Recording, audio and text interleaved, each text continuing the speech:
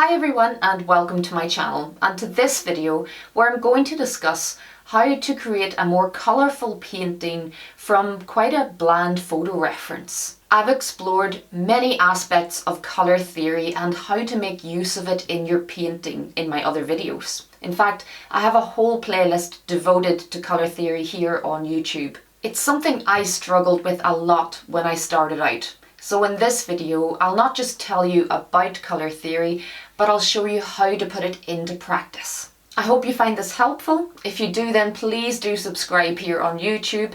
And if you'd like to learn even more, consider joining me over on my Patreon channel too. I'll add links in the description below.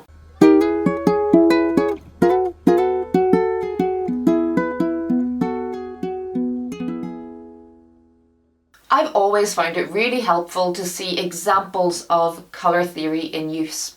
So in this video, I want to show you two different paintings and explain how I chose the colour palettes for them. The first one is my monkey, which is almost monochrome at first glance.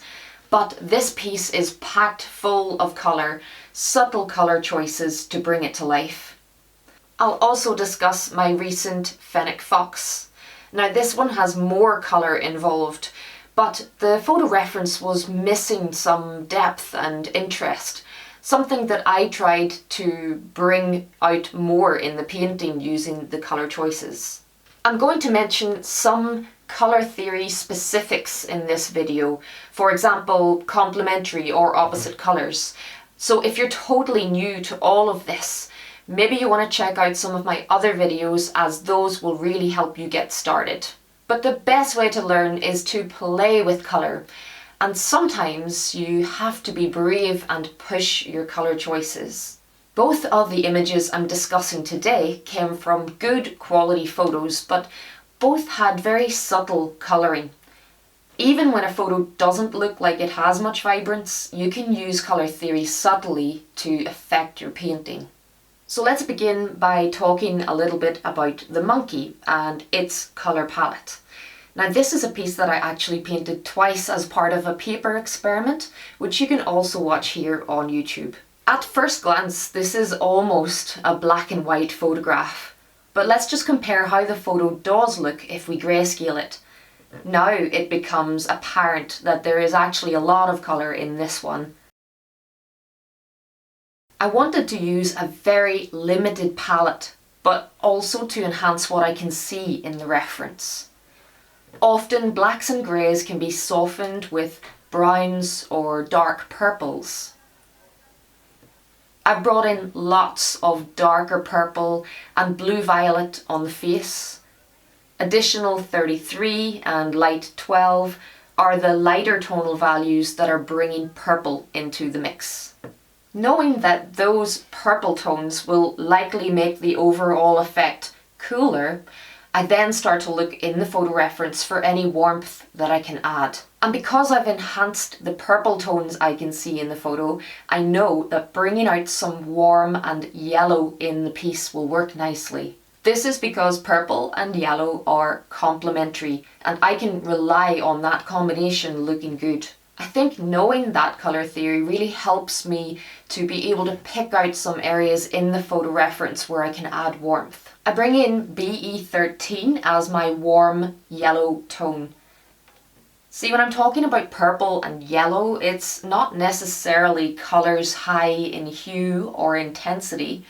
Where colour theory has the most impact is in the subtle in-between tints and shades. A grey that has a bit of blue-violet in it, an earthy, subtle yellow. In the monkey, I also brought in A27 to add more mid-tone warmth to the fur. I would describe this as a grey tone that has a lot of brown or flesh tones in it. I often use it as a grey, but instead of being cold, it can add a lot of warmth. I'm talking about warm and cool a lot of the time. Now that's another area of analysing colour that you will want to investigate. I also have a couple of videos all about that. So if anything that I'm describing here doesn't make sense, please do go and watch those other videos first. So overall, the colour in this piece is really subtle, but it is there and it does an important job of bringing more of that 3D quality to the monkey. The next piece I'll discuss is the fennec fox. Now, this photo has a lot more colour, but it also has interesting light and shade, and I wanted to use this as an experiment in pushing my colour choices further to enhance the shadow areas. Shadows on a warm coloured animal are tricky.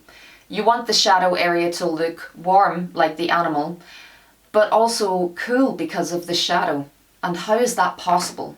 So firstly, let's look at the colour palette. We've got warm yellow tints through light brown earths to the darker tones in the warmer end of the scale. Then light lilac and blue violet tones running through some of those same neutral warm tones as before into purple browns. Can you see a pattern here? Like in the last piece, I decided to add shadow tones using the opposite colours of the warm yellow and brown earths. So purples and blue violets. This time the dark purple has more warmth, more red in it instead of blue. That will help to darken the shadows but keep them warm at the same time. Again though, the colour choices are mostly low in hue and not so vibrant. Anywhere I can see only sunlit warmth, I use the warmer tones from dark to light. And anywhere I can see shadow, I bring in some of those opposite colours to cool the area. When I look at the photo reference, although I can't technically see those lilac tones in the shadows, it's colour theory that has me exaggerating and pushing my colour choices.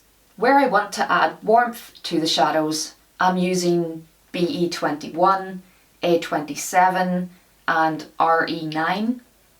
You can see these colours mixed in with the grey 8 when I zoom in.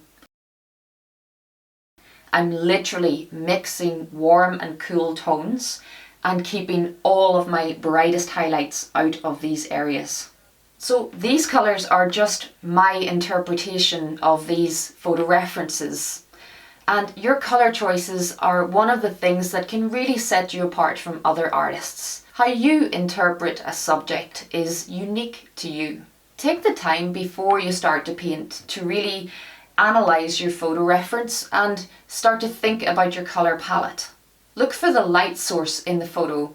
Are there definite shadows being cast? Aim to set yourself out a range of dark tones, mid-tones and highlights that cover both the warm and cool areas in your reference. While a lot of decisions can be made spontaneously while you paint, I can't help but recommend putting a little time into preparing your palette. And here are a few final tips to help you when analysing your photo. If you can, view it on a computer screen. Using a photo editor, experiment with it. Make it grayscale. Do the colours pop out more to you when you return it to normal? What about when you bring the saturation up further? Colours literally start to jump out. Just seeing your photo in a different way can help you start to visualise extra colours. And with practice doing this, your eyes themselves will start to see more colour on their own. I hope that in seeing how I go about choosing a palette and the things that I think about each time I start a new painting will help you further into your exploration of colour. Soft pastel is such an amazing medium to explore the world of colour. All of these pre-mixed lumps of pure pigment. It's great fun to challenge yourself and pick up some colours that you wouldn't normally. Don't forget to check out my full playlist here on YouTube all about colour theory, and if you fancy putting some of it into practice, why not have a go at one of my paint-along demos here on YouTube too. You'll find my full collection of tutorials on my website library, emmacolbertart.com. This is through Patreon, where for a small subscription you can gain access to my entire back catalogue.